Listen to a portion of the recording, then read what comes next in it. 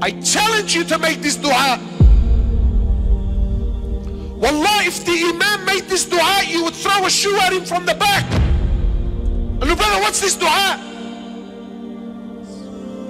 My dress is like the non-Muslim. My food is like the non-Muslim. My schooling is like the non-Muslim. My appearance is like the non-Muslim. My house is exactly like the non-Muslims.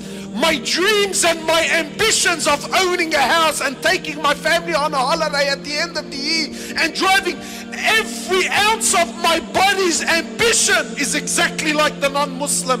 My name was Muhammad, I changed it to Mo. My name was Mustafa, I changed it to Steve. Every ounce of me is dripping non-Muslim. Yeah, but brother, alhamdulillah, I'm a Muslim. The Prophet says, glad tidings, hani'an, hani'an, glad tidings to the stranger. Honestly, who feels like a stranger, bro? Who, bro? You walk into any restaurant, halal, not halal, Iza, yallah, kullu meshi, brother, bismillah, oh God, brother. We're deep down in our hearts. Where? Look, you know what? It's one thing when the brother says to me, listen, I have an addiction and I'm trying to deal with my addiction. Wallahi, I will appreciate it. Look, the man knows he has a problem.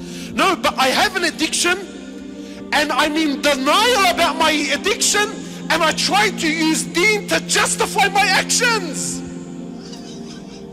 Isn't that interesting? So you might tell me, look brother, you know, maybe the Prophet was going through hard times. On his deathbed, sallallahu alayhi wasallam, he was going through sakarat al-maut, conscious, unconscious, in and out. So he lost consciousness. Aisha is there, radiallahu ta'ala anha. Then he wakes up. Then he says to Aisha, authentic narrations, he says to Aisha, imagine, Aisha was 18 years old when the Prophet died. How old was she? 18.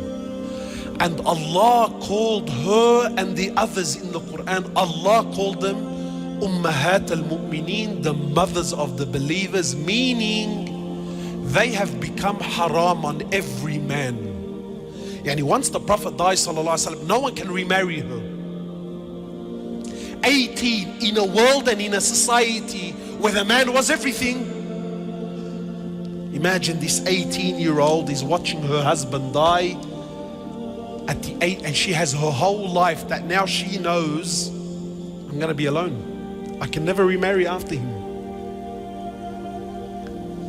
So he wakes up from his, you know, he was unconscious, and says to Aisha, how much money do we have? This sunnah no one talks about. Sheikh, please man, put these stories behind. Let's speak about investments and stocks, and let's speak about buying houses, brother. Because in our hearts, we believe that honor, that money will restore the honor of Islam. Ya Aish. Ya haram. So she says to my Prophet of Allah, all that we have is 7 gold coins. Imagine a man with 9 wives. Today, brothers have paid off their houses, paid off. And he's working to pay off the 2nd and the 3rd because, brother, I need to leave something for my children, brother. Exhausting his life. Not halal haram. I don't care about halal and haram. But tell me, when the Prophet was dying and there were 7 gold coins between 9 wives, is he a man? Sister, you know the one, I wish I was married to him. What Chanel handbag was he gonna buy you with 7 gold coins? Tell me, man. What hair and makeup studio were you gonna go to on a fortnightly basis? Tell me. What restaurant were you gonna be fine dining in? Tell me. So he says to Aisha, take the 7 gold coins and give them in charity now.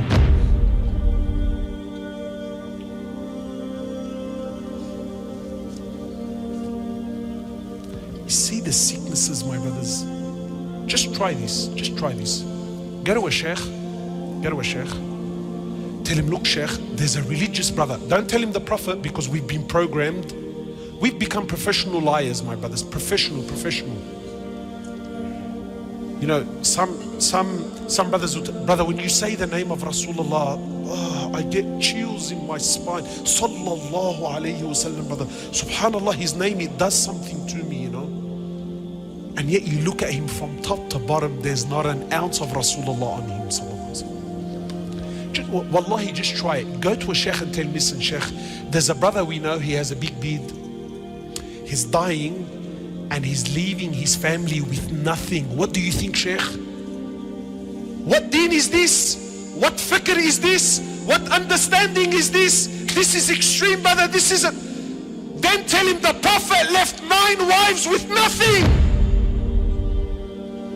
But he left them with something far deeper. He left them with iman and tawheed and belief in Allah. So he loses consciousness, then he wakes up and he says to Aisha, Aisha, what did you do with the 7 gold coins? 7 gold coins, Ya Rasulullah, leave him, man, let him be. Aisha, 18 years old, she's alone, haram, yani, leave her, khalas, 7 gold coins, yani, they're not gonna make her rich. No, like it's no, but there's something far deeper. So she says, oh Prophet of Allah,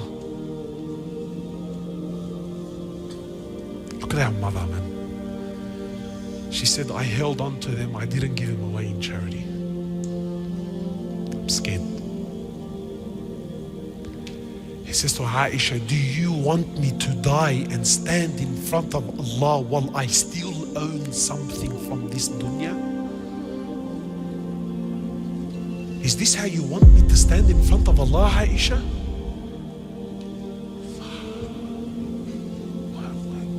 What's going on? My brothers, who's the Rijal? Who's the man? So you might think, look, brother, that's Rasulullah sallallahu alaihi wasallam, you know, like Allah was... No! In Bukhari, the dua of Rasulullah, Allahumma ja'al rizqa ali Muhammadin qut. Ya Allah, make the rizq of the family. The hadith is in Bukhari. Ya Allah, make the rizq of the family, not just Muhammad. Muhammad and his family, sallallahu. Make the rizq and the provisions of Muhammad and his family the bare minimum. I challenge you to make this dua. Wallah, if the Imam made this dua, you would throw a shoe at him from the back. And look, brother, what's this dua? Because in our hearts, in the sicknesses of our society, a man is determined by his money.